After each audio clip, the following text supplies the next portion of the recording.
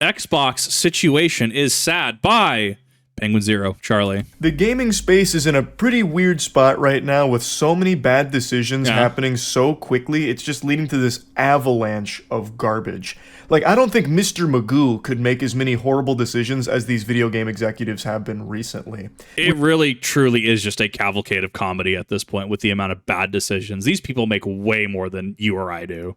We just saw it with Escape from Tarkov doing their best Voltorb impression and using self-destruct on their entire company and game by being overcome with greed and leading to the absolute destruction of their product that they had built up over the course of years and ruined the trust of the community. Yes. And then immediately after that, Sony decided to do something even stupider by activating the Orb of Confusion and trying to find a way to ruin one of the most successful games in recent memory with Helldivers 2. Yes, that's actually been one that I've had a number of people pop into stream, pop into shorts, pop into chat about, and that's one that I have been very vocal against Sony. I have had so much pushback defending Sony, saying this is Steam's issue, this is just PC players' issue, right? I have had so much copium thrown at me that I have my own Orb of Confusion, right? It is mind-boggling to see how many people are defending Sony. It is quite literally the meme of the dude with the katana, leave the billion-dollar corporation alone. Like, wow, it's been absurd. They went full-blown, like, Brain Offenheimer, now I am become Death, Destroyer of Games, and made a greedy decision that nearly ruined Helldivers, and then they had to break out the ukulele for their public apology press tour here. It's just like, it's like they got offended that someone did a worse job than them, so they found a way of one-upping it. And then, so he actually brings up a good point, and I'll explain this now, and that way we can kind of keep it in the rest of our head for the rest of the video. The way that I've noticed it, and the way that I noticed the Gunpla, my eyes went straight to that Gunpla under his counter. My head's blocking it. The way that I understand it is the way news cycles like this work is to take the pressure off of someone currently under heat. So in the instance right now where we have Sony's under fire for a lot of things, right? A lot of countries, it is illegal for a PlayStation Network account to be created, right? It can't be done in those areas.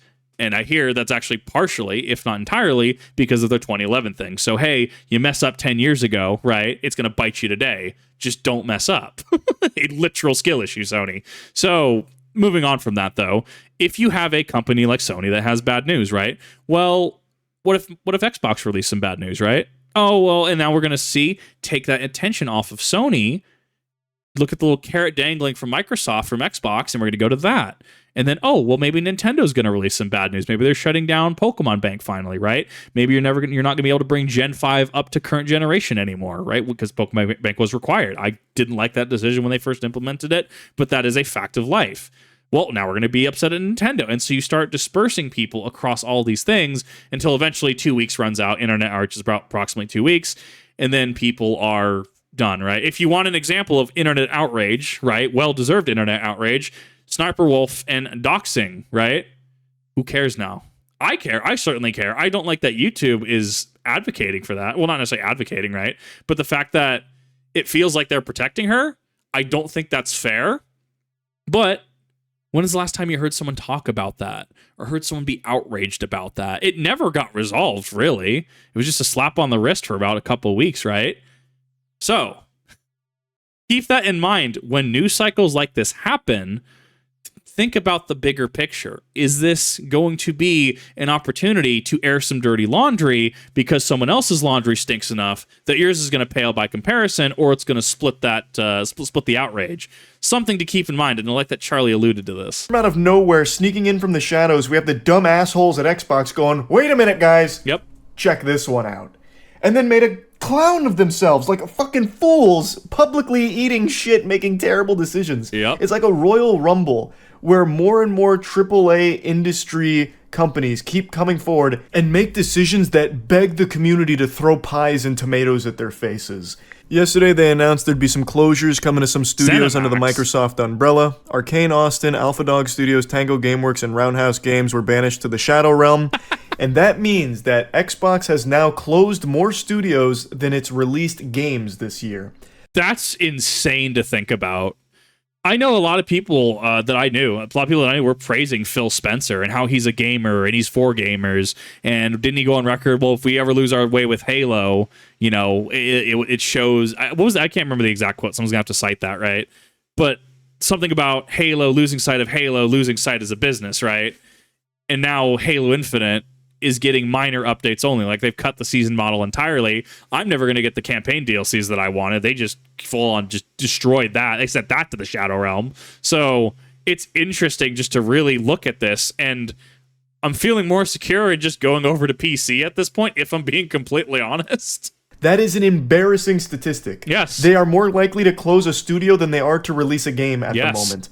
That's fucking shocking. Now, I really want to get into the weeds of this and roll around in the mud, but before I do that, I do want to thank today's sponsor, Current. Big thanks to Current for sponsoring this video. I think a lot of you are probably familiar with Current. We worked with them a lot in the past, and they have a lot of great products. The new one is an absolute game changer. It's called Paycheck Advance. When you start banking with Current, you can access up to $500 before payday once you qualify. Paycheck Advance is free, or you can instantly withdraw cash for a small fee.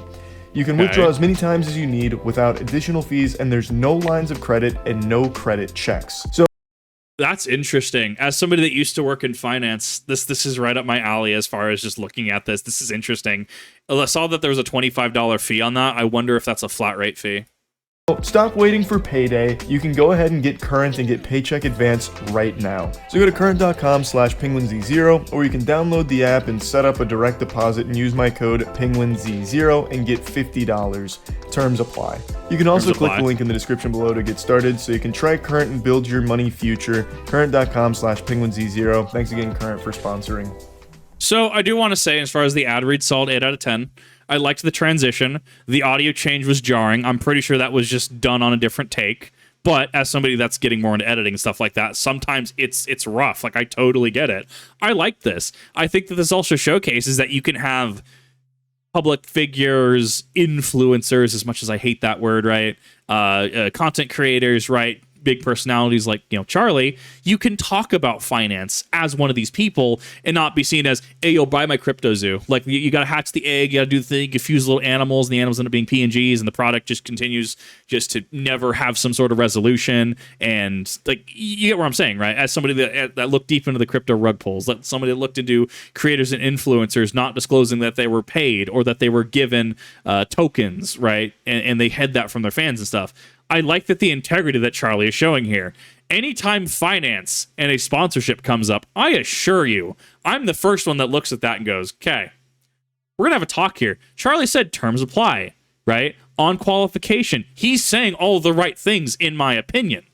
I actually really liked this as an ad read. By far, the biggest criticism that Xbox has faced over the last decade is their lack of games.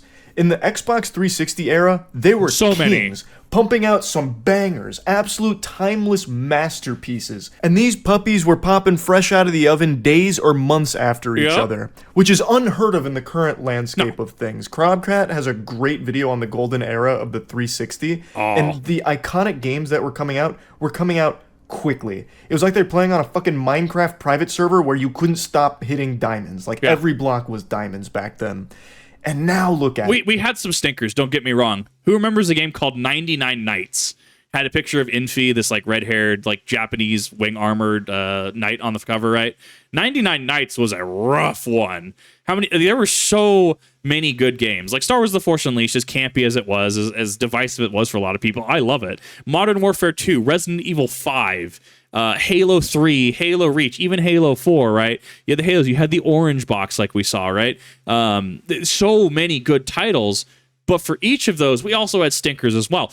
But I think that was healthier because it allowed people to be able, and studios to be able to get in, right? Who remembers that there was a Shadowrun game on the 360?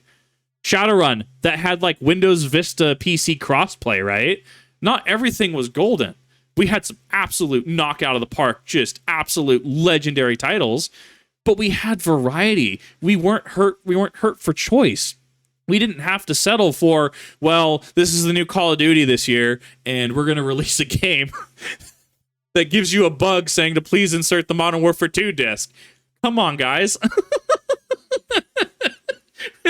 Games just they were better, in my opinion, objectively in that era, or at the very least, the consistency we got bangers was just better. And I've gone on record multiple times saying, in my opinion, the true modern gaming is indie devs and modders, and I will stand by that.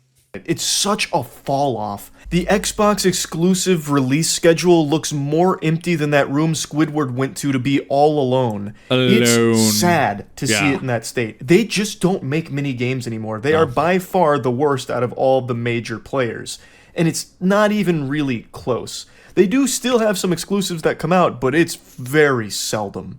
So, anyway, the fact that they're closing studios is a big, alarming red flag for a lot of gamers because they're just struggling, clearly struggling. Not just them, the whole industry is, but Xbox in particular just cannot get it together. When they do, by some miraculous divine intervention, release a game, an exclusive, they haven't been that good. Like Redfall. Redfall became the joke of gaming last year. Yeah, it did. And speaking of Redfall, that gets to one of the studio closures, which is Arcane Austin, the studio responsible for that blemish, that absolute festering wound on the AAA gaming space. Wound in the force, they shut down that studio because that game flopped so hard for them. They didn't even give them a second chance. No. And keep in mind, Arcane Austin didn't want to make the Redfall that we received. That's important to understand, right? Wasn't Arcane Austin responsible for like a couple smash hits? I don't remember what they were, but before Redfall, they were like banger, like zinger, knock it out of the park. But then they were told, hey, you're going to go make Redfall. And as far as I'm aware, it wasn't that team's specialty, right? So imagine, if you will, you're programming like a single player Pokemon / Dragon Quest kind of thing, right? And then you're told, hey, you're going to be working on multiplayer Call of Duty. How just much of a jump that is, right? And so that's not playing to their strengths as far as I'm aware. And as somebody that's been in games testing, I can't say a lot of things, right? I can't say what I worked on because, you know, NDA. But what I can say is just like, that the whole thing is just so soulless to me anymore. Like, build after build, and you're putting in bug reports, and the bug reports you send in, you get a response saying, Kip, you need to put way less attachments. I'm like, what do you mean? You put 17 photos of this bug in here. I'm documenting this. Do you not want me to document bugs?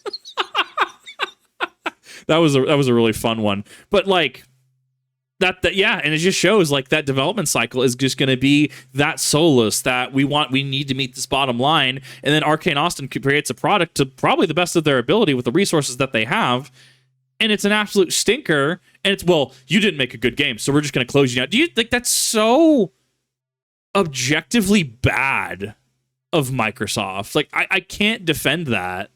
That's like me telling, that's like, so say I'm working in a kitchen, right? So I'm working in a kitchen again, right? And everyone has their strengths, right? If someone's a strong grill cook, I'm going to put them on grill. I'm going to put them next to saute. If someone is a little less strong on grill, right, but it's really busy, right, I'm going to throw them on salad station, right? You need to have 1 to 2 people working fryer, especially if you got stuff like calamari or onion rings, or those onion straws, that kind of thing. Like you have to milk them, bread them, and then throw them in the deep fryer, right? You need people on fryer, right? And this is for my kitchen specifically. And then you have to have your strong reader or someone you're training up on Expo to take in those tickets, and suddenly you're 30 tickets deep, and you're having to be like, did I put that well-done burger down? When's that quesadilla coming out? Yo, you got that salad? We need to get that house salad out. Hey, why do we not have enough fries? Hey, you can't reheat those fries 4 times. Come on, man, let's go, right? And you play it to their strengths. So if I suddenly tell my weakest grill cook, hey, I need you not on salad, I need you on grill, and I wonder why my well-done burgers are taking 30 minutes, right? Isn't that my L? They're doing the best that they can, right? If anything, in my opinion, this is a failure of management from Microsoft. That was put upon them from everything I've seen. All of the evidence points to them working on that game because they were forced to. Yeah. And that brings us to what has by far been the scariest studio closure, which was the shutdown of Tango Gameworks, which is the studio behind Hi-Fi Rush. I heard about this. Hi-Fi Rush is by far Xbox's most positively reviewed game in years. It was a darling. It was a game that everyone appreciated, everyone had nothing but praise for, and absolutely one of those games where people were like, Xbox might be back. Yeah. Finally, a good game. Finally, an exclusive that's not dog shit. And then they shut down the studio that made it. It was reviewed tremendously. Everyone loved it. And they still shut the studio down. They took it behind the barn and put a bullet in its head. There's a quote in that article that says we couldn't be happier with it. Like, they were pleased with its performance. but I guess it just wasn't enough. And a lot of people are blaming Game Pass. Game Pass is I hate Game Pass. Look, if you use Game Pass, I have nothing against you, right? Go for it. I hate Games Pass. I think it's led to some really stupid interactions. I think it also is kind of one of those things that is going to be working against games ownership and games preservation. I refuse to get Games Pass, but I'm not going to vilify if someone else wants to. And Matt, just to look at this, though. You can do everything right. You can have the opposite of Redfall, right? You have a game that works. You have a game people love. People are saying Xbox is back, baby, finger guns, fireworks, right? And they still shutter the studio. So what does that say to people, prospective partners? What does that say even potentially to investors or the people working with investor funds, right? Well, if you got a stinker, it looks bad. If you got a winner, you shut it down, it still looks bad, right? And I think it could have a spiral effect, a just continuous downward spiral effect, because it's kind of like when you say an MMO's dead, right? So if you're playing, I don't know, not World of Warcraft, right? Like an MMO that's getting a good player base, and an update comes out, people say the game's dead, and so people start thinking the game's dead, and so that actually leads to the inevitable death of the game. Josh Dreyfus actually goes over this in regards to that player cycle. Like, yeah, I think we might be experiencing something like that. Really good deal for gamers. I've said that since the very beginning, since the genesis of Game Pass. That shit slaps. It is crazy value. That'd make your fucking... It is crazy value. And I disagree with Charlie, but that's a personal thing, right? As it turns out, you can be an adult and have different viewpoints on a situation. If you don't have the hardware, if you don't have the ability to, have a multi-$1,000 PC or PCs or consoles. Like, I get it. I'm not saying to not get Games Pass. It is value. For someone like me, though, subjectively, right, I don't like it. And it doesn't do what I want it to do. And that's fair. So it's both sides of the argument. You actually get to see both sides of this coin here. Headspin. And I always said, I don't know how it's profitable for them. And I don't think it is. I actually am starting to get behind those tinfoil condom conspiracy theories that Game Pass is actually ruining some of the game studios. Probably. Because their games are getting put on Game Pass, thus people aren't paying full price for them or anything, and it's making their sales numbers look weaker, because why would you pay full price for Hi-Fi Rush if you could just sign up for Game Pass and have access to it for free, basically, right? Like, it's one of those things that doesn't reflect great on the sales numbers of the games that are on there. And I really think that this is great proof of that. A lot of people played Hi-Fi Rush. This was a game that was being streamed out the wazoo, from what I recall. Everyone was talking about it for a while. I've never played it. The hot button topic of conversations that Xbox has finally delivered something great, and for the first time in a long time. And now fast forward to today, where they're shutting the studio down. So the performance, like, financially must not have been that great, which is surprising. So it's either because of Game Pass or because of how inflated the costs are for producing games in the modern age. I have said on record many times, I think graphics-wise, we've peaked with old Modern Warfare 2 and like old Resident Evil 5. I don't think we really needed to get into this hyper realistic, every Call of Duty out, it's hyper realistic and theatrical, and the graphics alone just eat up gigabytes and gigabytes of data. I personally was fine with a game like Dead Space 2. Slap some HD textures on Dead Space 2. Don't bloat it like Battlefront Collection, obviously, right? You got a great game. It functions. It would look very pretty. I don't need a lot of that photorealistic crap. But that being said, there are people, play like Forza, that want hyper-realistic car and stuff like that. And that's fine. It's different audiences and stuff. I think that the budget to a lot of these things is so heavily skewed towards visuals and presentation that the game and experience itself is suffering. And I think that is coupled with, because what wasn't the Xbox One, wasn't that operated at a loss?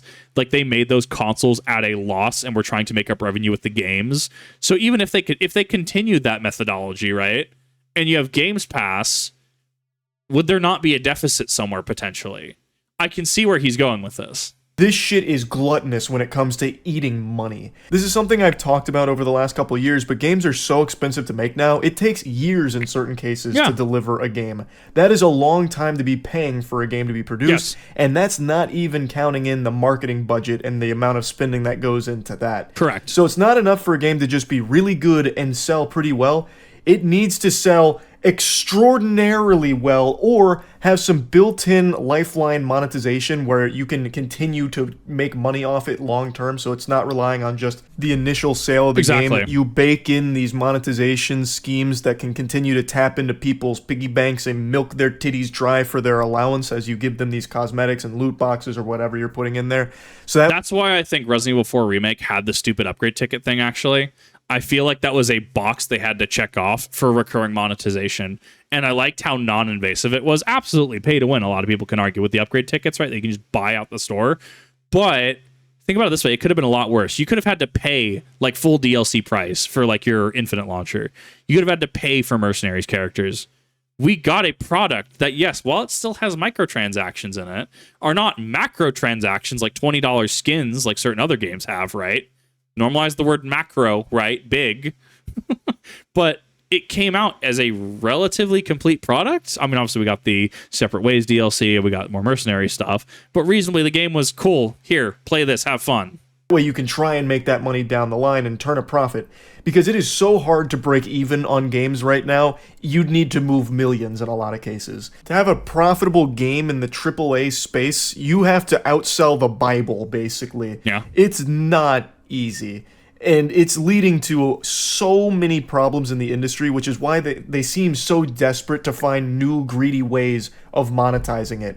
Actually, important segue really quick. Pirate Software has a short out on StarCraft 2 Wings of Liberty. Like, he worked on it, right?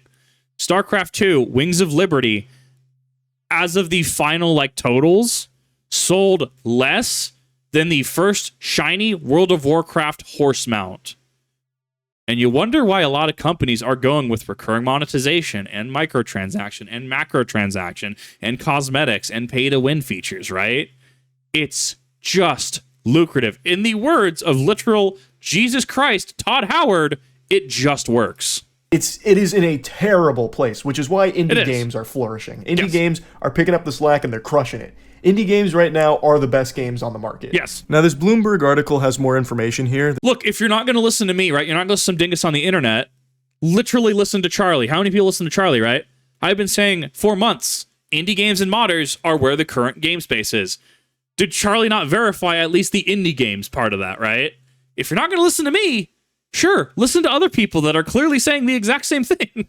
This is from Jason Schreier and Dana Bass, who worked together to dig into the details of what's going on there. Executives felt stretched too thin trying to manage every team. Yeah. The studios had just released games and needed to staff up to be able to start work on new ones, and more cuts will occur at an individual level with staff offered severance packages within Bethesda proper. As far as studio shutdowns go, Booty said that the company's studios had been spread too thin like peanut butter on bread, and that leaders across the division had felt understaffed. They decided to close these studios to free up resources elsewhere. So one of the important things I want to bring up, as of recording this, right? Check the date because this could change in the future. Did EA not come out and say that they would love to be working with AI systems and AI tools in games? I've been saying for a hot minute, like, what's going to stop companies? What regulations will stop large companies like EA, like Ubisoft, like Microsoft, like Bethesda? What is going to stop them from using fully automated AI systems in games? Now, before the people that know more of the AI discussion get your pitchforks, right? There is a kind of spectrum to AI where you have like procedural generation. You have things like maybe this will just make some dungeons for you. Maybe this will automate some systems, right? What I'm specifically talking about in this is using AI to completely just gut systems, gut staffing, gut studios, and that is all these companies will rely on. I wonder, with EA's post about this and their eagerness, quote unquote, to work on it, how much of this behind the scenes at Microsoft is going on in regards to AI and game generation, right? I think that's something we need to have a discussion about at some point. And really, there's no regulations for it, really. I mean, there's nothing stopping Microsoft or Ubisoft from tomorrow just firing all of their studios and just going over to just entire AI systems, right? It's much like Amazon. If Amazon could realistically not have people and just have robots and fully automated systems do it with no error, and it was probably cheaper or the same cost, do you think Amazon would still have people employed, right? That's the kind of angle I'm going with here. Now, Booty is referring to Matt Booty, who's been in charge of Xbox Game Studio for a while, and his name is so fitting for this situation because this is just ass. This Booty can't stop shitting the bed at Xbox right now. And Mr. Booty goes on to add that Redfall's failures were not the reason as to why the studio was shut down, which is a whole load of horseradish. That is just a lie. He is just telling a fib right there. Would you be willing to say that under penalty of just, I don't know, like that, no way. It was intimated with Arcane Austin, Tango Gameworks, and Alpha Dog all just having put games out that it was tied to timing more than results. Tango had just put out the critically acclaimed Hi-Fi Rush and Ghostwire Tokyo titles. Arcane Austin put out the aforementioned Redfall, and Alpha Dog had released Mighty Doom. Roundhouse had been working as a support studio and will be absorbed into ZeniMax Online to work on their projects instead of being closed. ZeniMax Online, is that not ESO and Fallout 76? Which is still basically closing that studio in my opinion, but I guess not closure. Technically. But anyway, these closures come less than 6 months after Microsoft laid off 1,900 Activision, Blizzard, and Xbox employees, and just months after Sony closed some of its own game studios and laid off around 900 employees. So these layoffs are just happening at an alarming rate with all this turmoil in the gaming space. And then I saw this headline that popped. I see that ad there for Neos Knight and Blue Eyes White Dragon. Oh my god. Moistcritikal, you absolute Chad. Up today from The Verge. Microsoft says it needs games like Hi-Fi Rush the day after killing its studio.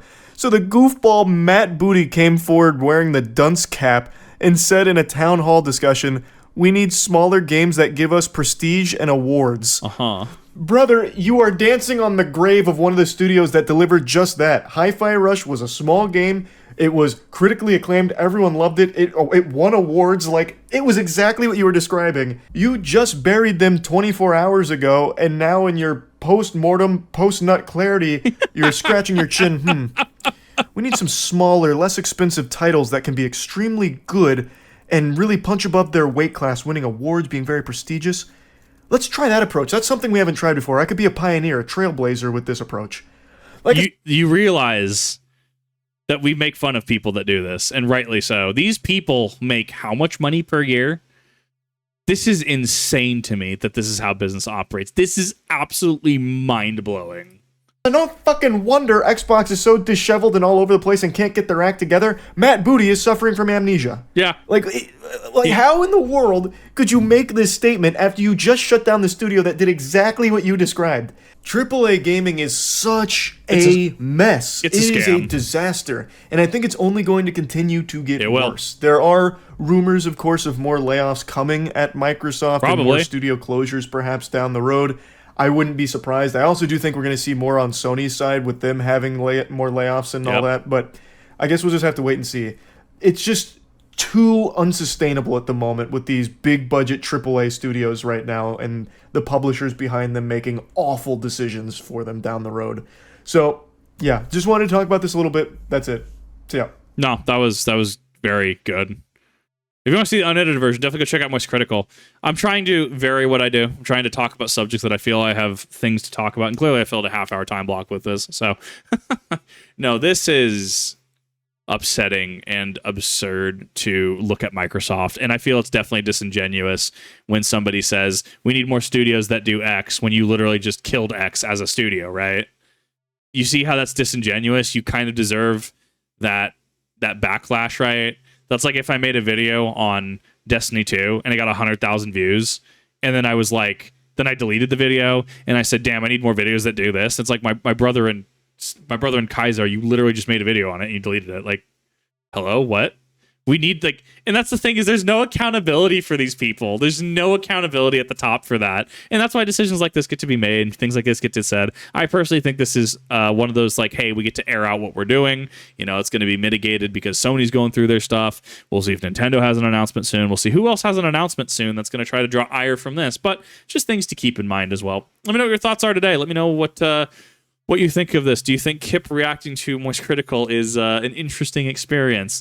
Do you think that I paused a little too much? I think I paused slightly too much. I probably could have cut this down by about 5 minutes, but there's just so much there. Yeah, thank you all for watching. In the description down below, I definitely recommend you go check out Moistcritikal and the original video. It shows support for it in the algorithm. Thank you all for watching. And I do want to also state as well that Moistcritikal and anyone else that I do react to, my email is open. If you're not okay with React content, I try to be as transformative as I can, but my inbox is always open. If you don't want me to do React content, all you have to do is just say, hey, not okay with this. I'm more than happy to comply and take that down, as well as make community posts saying, hey, cool, this person doesn't want reaction content done for this, to help spread that word a little bit further.